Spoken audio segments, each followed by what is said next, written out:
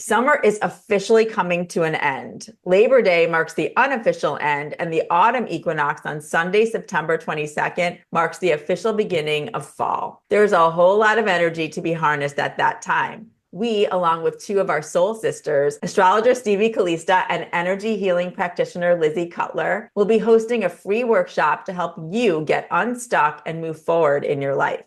Astrology and energy healing are a powerful combo. We know because we use them together all of the time. The energy of certain planets can impact you in ways that you don't even realize. We're going to help you go deeper to understand the planets, your chart, and your triggers, and release whatever is no longer serving you. Whether you're looking to make a big change or just want to feel more aligned with this season's energy, this conversation will give you the tools you need to harness the power of the autumn equinox and set the stage for a transformative fall season. Join us as we explore the cosmic shifts, release old patterns, and embrace the new possibilities that this season brings. You don't want to miss this opportunity to align your energy and intentions with the powerful forces at play. Hi, Stevie. Hi, Lizzi. Hi. This is a big subject. I'm ready to do some releasing. I'm ready to go. Stevie, let's start with you. What is the significance of the autumn equinox from an astrological perspective? And what does it mean overall? So when we have the sun hitting the equinox points and the solstice points, they're hitting the cardinal signs of Capricorn, Cancer, Libra, and Aries. And the 0-degree point of these signs are the most powerful.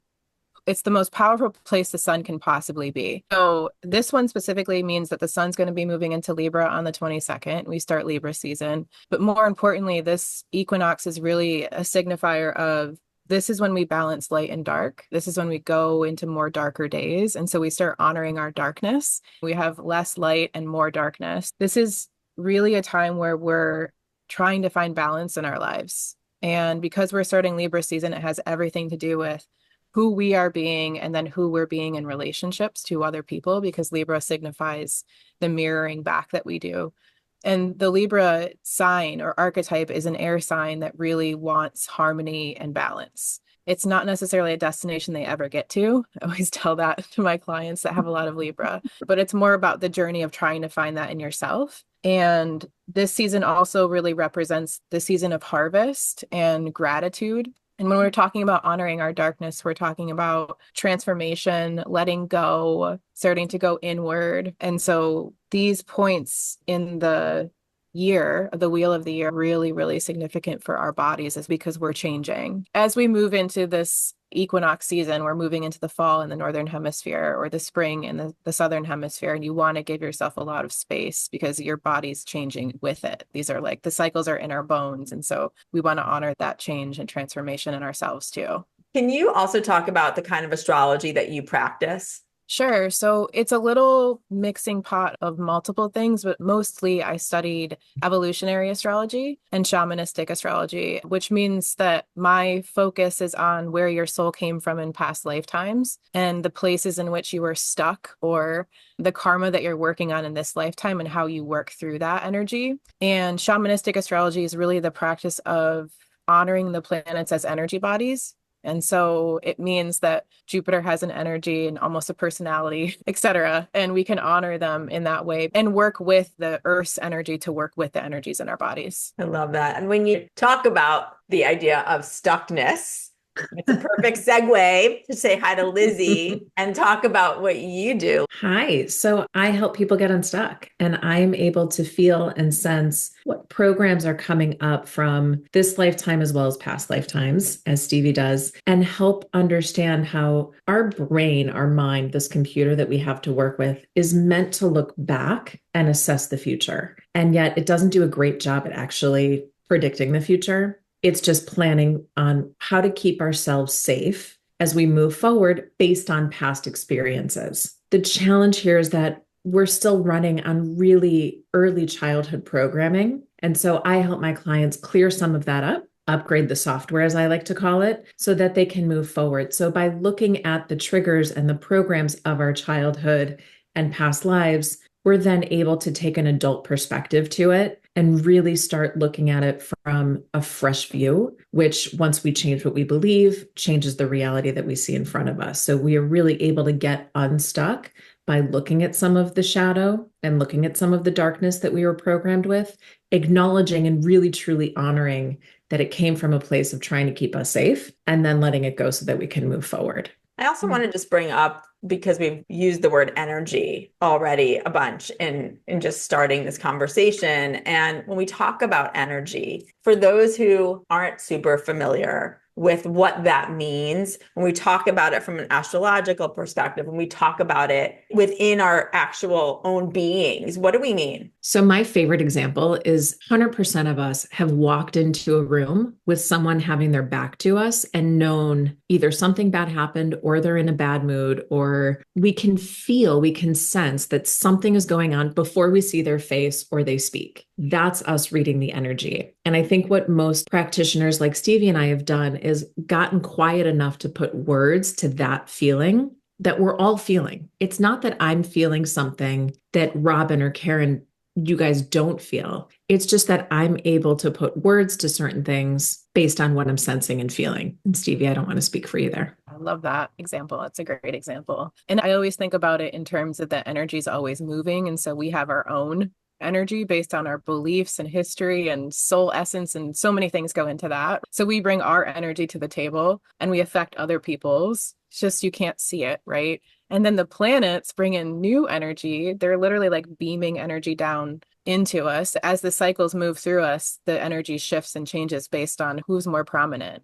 And most of the time, it's like multiple at the same time that we're feeling. Totally. So, and what you even said in the beginning too, the earth has energy, and we Right. don't typically acknowledge the earth has energy, but she does. And And I think the fascinating thing about this conversation too is I'm sitting here going, I really never thought about my own stuck energy or energy that I might have within myself being at all connected to astrology. That's why I love that we're having this conversation. How do you see astrology and energy working together? So I would say that there's moments in time where certain planets will bring up different energy. So say, for example, if we have Saturn coming into the surface and he's going to bring this constrictive energy, he's going to bring our karma to the surface. He's going to be like, hey, it's time, take responsibility. And so it's going to affect that part of you, that frequency in you, basically, that will come to the surface. And it can be a time where you can move that energy. Does that make sense? And every planet has different energy. So in my work, the way that shows up,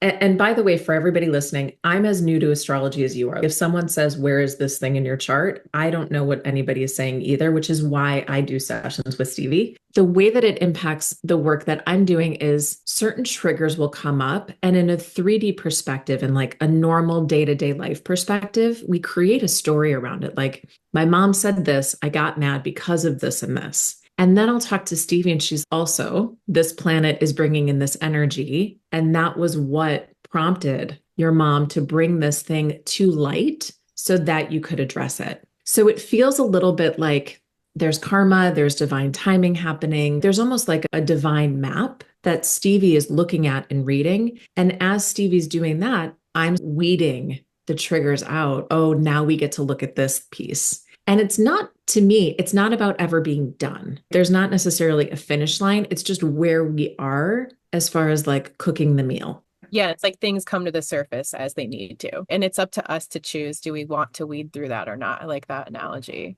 Lizzie. We talk a lot about like how even moon energy can impact us and how we can feel the feels a lot more when the moon is full. And so to your point, Lizzie, like, what am I feeling and why am I feeling it is where you come in. And then how do I let go maybe of some of those triggers? Yeah, the how, the tangible tool of, okay, so now what?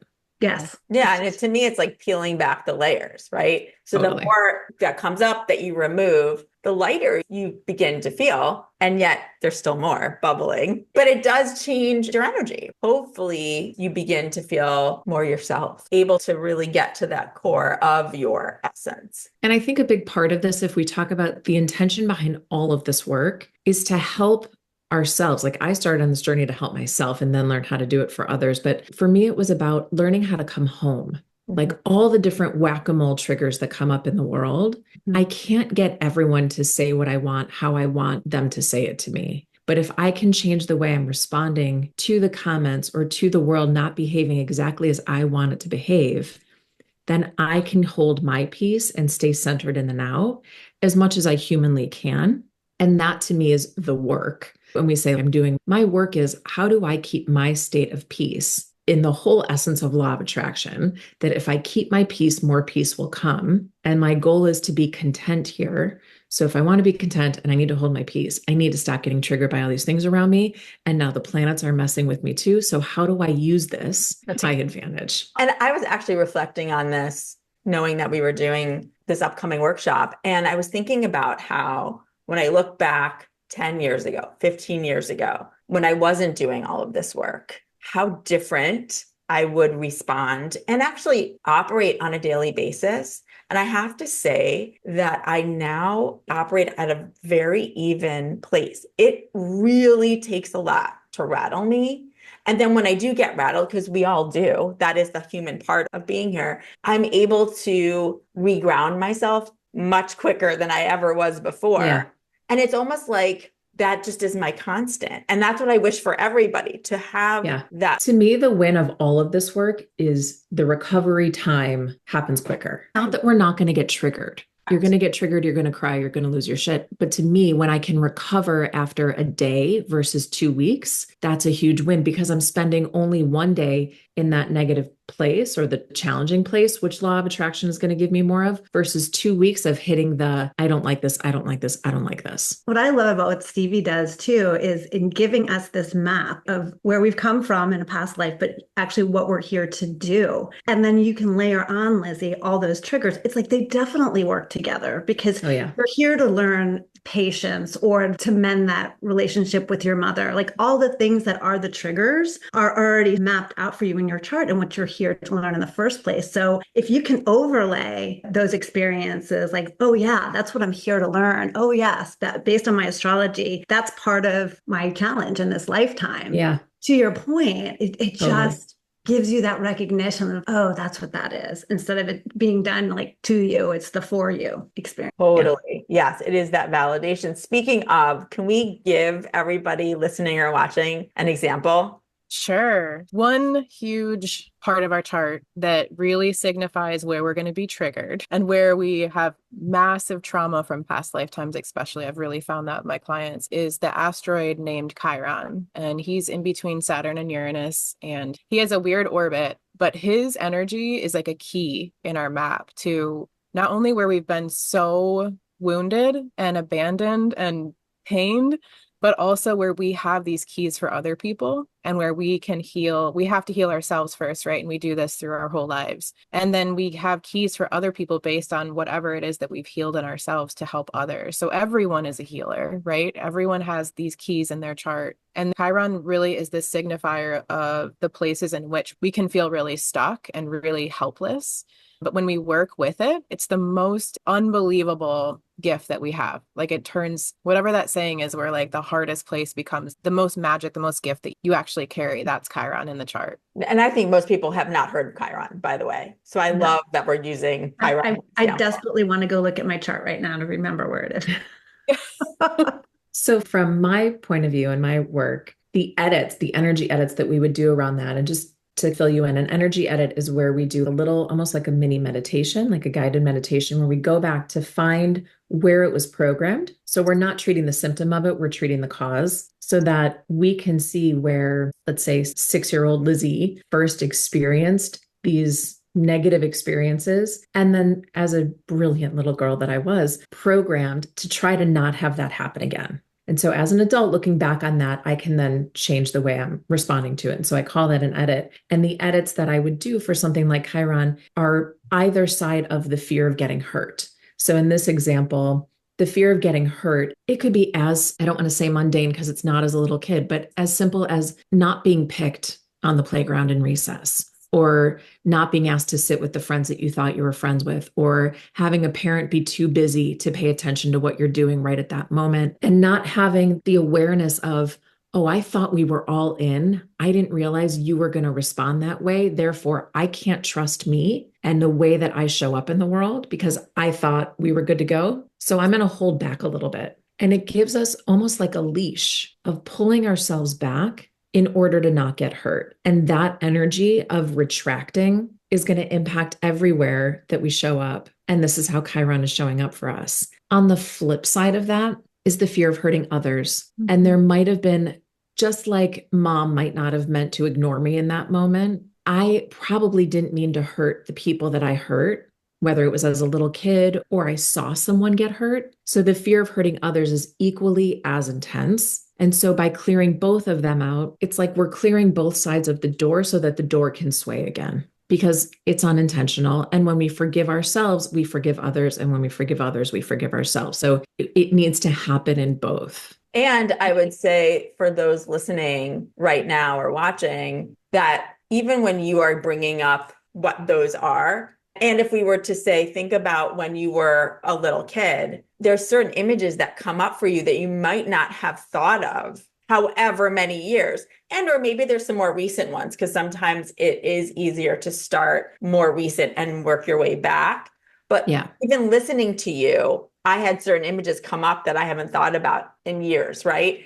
So when you are actually really intentional about doing the work, it's unbelievable. You may think you won't remember anything, but you will. And that's the beauty of working with the two of you, is that you are able to help people get to where they need to in order to release. I have a lot of clients who say that they can't remember their childhood or they don't have a lot of memories from childhood. And in this work, we are creating space for you to present that again, because the not remembering is a safety mechanism. Yes. And so Stevie really helped me in my sessions understand how my chart was impacting what I was remembering and what I was choosing not to, and uncovering that. And then when I went back and did edits around some of these things, new information was coming through. And it comes through, I really had to learn this, to trust the right info is coming up and clearing at the right time. So I also want to say, for those listening who are like, I don't remember anything, so this isn't going to work, it will. Can I just say, I was the poster child for, I had the perfect childhood and my childhood was great. However, that doesn't mean you're not getting dinged along the way. And these things like get stuck and they're in a drawer that until you really do that walk back in time, you don't realize, or you justified it in such a way, it's not that big of a deal. But when you literally go back and sit in that little girl mentality, it totally changes the perspective. So I just want to add that, because I was the biggest doubter of all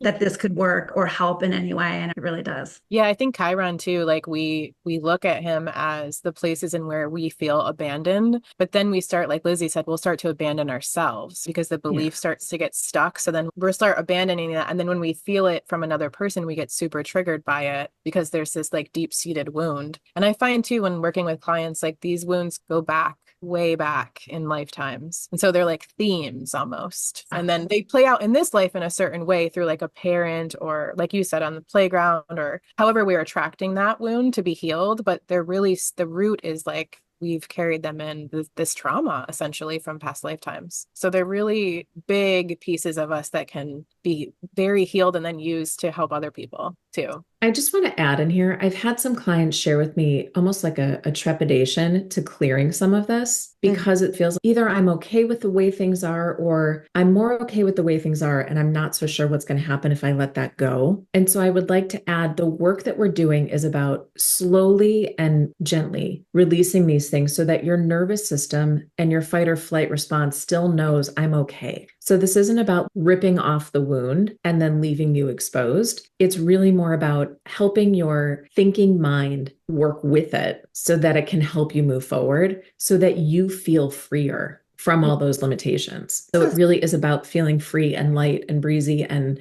rolling with the punches better, and less about, let me dig up all of that old garbage that I went through as a kid, which is going to be so gnarly. It's not as gnarly as it sounds. It's the awareness too, right? Like just the awareness of it. Yeah. What you've helped me do, Lizzi, in that sense too, is you've always used this example. It's, if you have a mother-in-law that drives you crazy, it doesn't mean you're going to divorce your mother-in-law. She's still going to be in your life.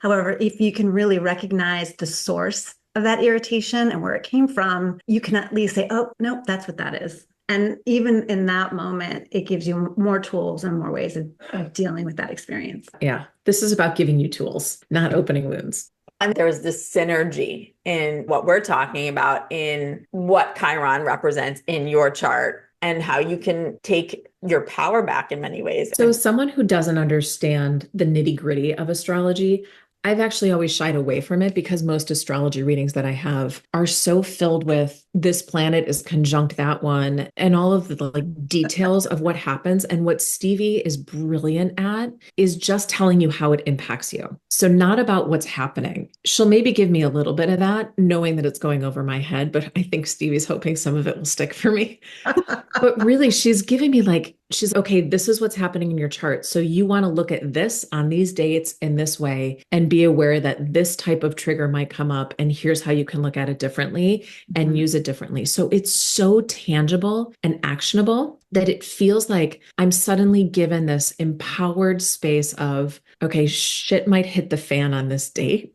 Just play with it and dance with it. And it's not going to knock me up out of nowhere. I'm going to be able to giggle. Oh yeah, Stevie said this might happen. Yeah. So it like being feels more a weather empowering. forecaster. Yeah. It's true. And it speaks to why we're doing this now. We're starting this work also to harness the energy because there is a lot to be said about the autumn equinox and this time of year. It's the perfect time when we talked about that we're going into more of that darkness and that shadow work, which we'll talk more about what shadow is and all of that in the workshop because people may be like, what are you talking about? We'll answer that all when we get to the workshop. So let's talk about what are we going to cover on September 22nd? So from an astrological lens, we're going to learn about Chiron and our wounds and how we are a healer in that sense. We're going to learn about Saturn and our karma, and that's really where the fears and the stuckness happens. We're also going to learn about the South Node, and in astrology, that's really a signifier of what we came in with. It's like our comfort zone where things feel safe, but when we stay in that South Node, we don't feel alive. We feel very stuck. And it's not really the place in which we want to hang out for too long, but we do want to remember that part of us. We want to honor all these placements. And then the last one we're going to talk about is Pluto, and he's very much the shadow in astrology. So he's where we lose our power, where we're manipulated, where we take other people's power. And he really signifies this part of us that wants to transform in this life. And in order to do so, we have to face the shadow with him. So you'll learn basically what all of those planets mean and how you can work with them to become unstuck and to really honor your darkness, your shadow, and what that is. And you're going to show people how to look up their chart too. So we really, because I know so little about astrology, I'm going to be one of the students in the workshop with you guys, where as Stevie's talking about this, and she's done this for me, but I'm still like, oh, I want to know where mine is. I need to remember where mine is. So then what I'm going to come in and do is show you what the top edits are of how to clear some of the stuff up.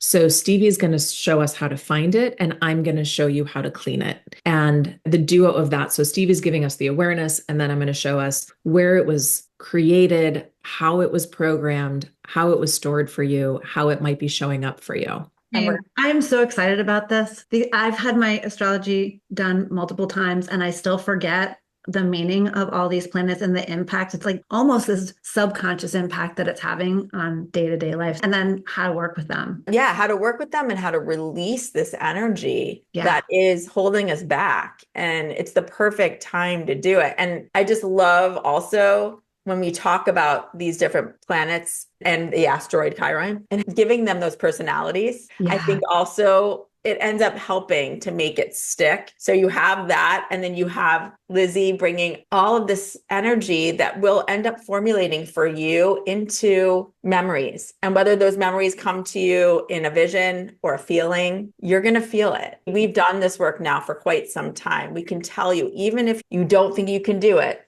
you can do it. And the goal is to help you as you move forward, get into the winter and beyond. You go forward knowing more of yourself, being able to handle those triggers easier, and being ready to see what else is to come. I think so many of us get to this time of year too, and we're like, oh, started out January so great. I was going to do all this work, and maybe I didn't get around to a lot of it. And so in this sort of frame of mind of closing out the year, even if we can just walk out of it, recognizing those places where we might be stuck or might have opportunities to grow even more. It's just such a good way to arm ourselves as we're going into a brand new year. It's getting to know ourselves better and why we feel the way we do about certain things. So I just think the timing is really great. Yeah. When I like to also think about, and I think Stevie's helped me in this way of thinking about the year differently, actually, and really looking at it more from the seasons rather than this calendar year that we are all accustomed to, there is the reality of that. So I think that there's some significance to that.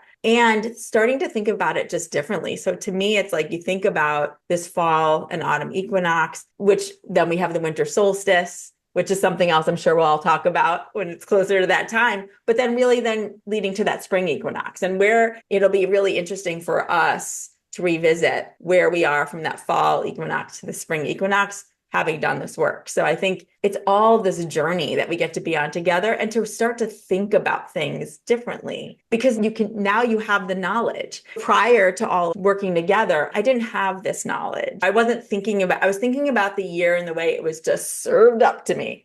And I think the whole idea of why we do Seeking Center is so that we give you different perspective. And then you are different. And for me, I think it's an upgrade for me, big time. So I'm just grateful to you all. And I'm excited for this workshop on September 22nd. Me too. Yeah, I think our intention here is to really give you tangible tools to feel a little more empowered as some triggers come up, to give you something to do with it, understand it a little bit differently, and to not get so bogged down in the feeling of this is happening to me, and really feeling how this is happening for you. You're working through something, you're clearing a piece out. We're going to clean out that closet with you, and then you're going to move on to the next. Yeah. And you're going to understand astrology and how energy work together. Right. Yeah. Who knew?